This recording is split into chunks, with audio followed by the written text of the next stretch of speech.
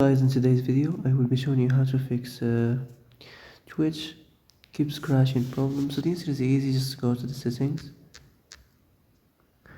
and then scroll down to the apps section and then go to the search and search Twitch and then go to the storage, and here you will find this clear cache option. Click on it. Now you can go check it if it worked, and if it didn't you can try to restart your phone or turn the Wi-Fi off and on, or the Bluetooth or the airplane mode.